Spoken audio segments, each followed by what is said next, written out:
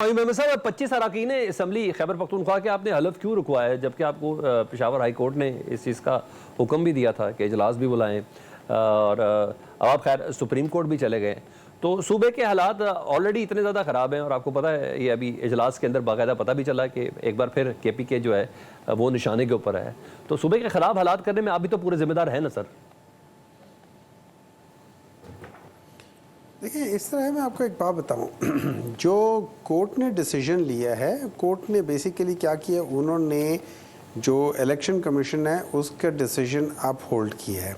ठीक है, अब हमारा पॉइंट ऑफ व्यू ये है, सही है या गलत है, पाकिस्तान तहरीक इंसाफ का पॉइंट ऑफ व्यू ये है कि अगर आप लोग ये कहते हो कि जो पॉलिटिकल पार्टी है अगर उसने हिस्सा नहीं लिया तो उनको नहीं मिलेगा उनके हिस्से की सीट्स, लेकिन ये कहीं नहीं लिखा हुआ और हम समझते ये गलत है, ये हमारी इंटरप्रिटेशन है, इसलिए हमने उसको अभी सुप्रीम कोर्ट में चैलेंज किया है कि ये कहीं नहीं लिखा गया कि वो जो इलेक्शन कमीशन ने इंटरप्रेट किया है कि हमारा हिस्सा भी किसी और का हिस्सा भी बाकियों को दे दिया जाए।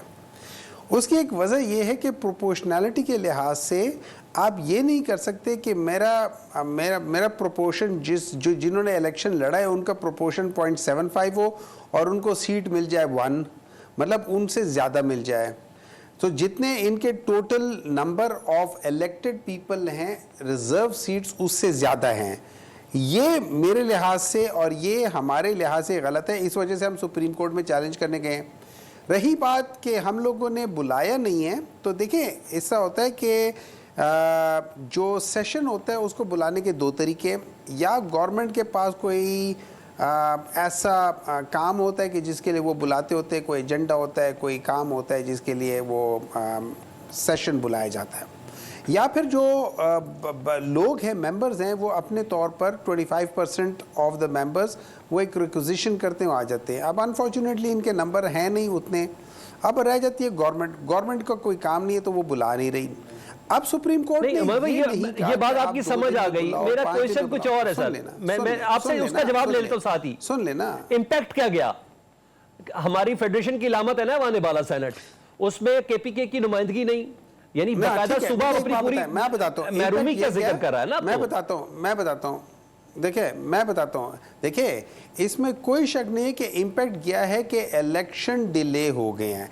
इलेक्शन डिले होने नहीं चाहिए थे, प्रॉब्लम इस इलेक्शन के डिले होने का है, प्रॉब्लम ओथ लेने का नहीं है, क्योंकि बगैर ओथ के बाकी जितने भी असेंबलीज हैं उनके अंदर बगैर ओथ लिए लोग गए थे, अभी वो गए ही नहीं थे और उसके बावजूद भी उनके असेंबली को बुला लिया गया था और वहाँ पे उनके असेंबली के अंदर के इलेक्शंस हो गए थे। तो सेनेट के इलेक्शंस का क्या हो जाता? अगर फर्ज करें ये ना होता तो क्या हो जाता? इलेक्शन तो करवाते।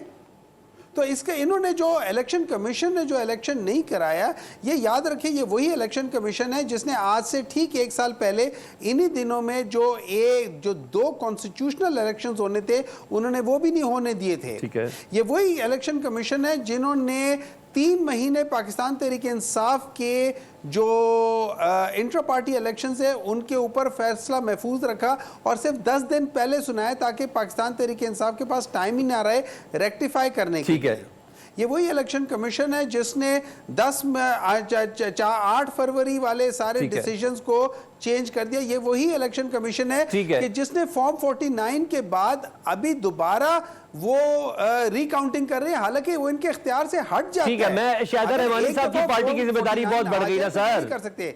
तो असल मसला तो पाकिस्तान का इलेक्शन कमीशन है। ठीक है।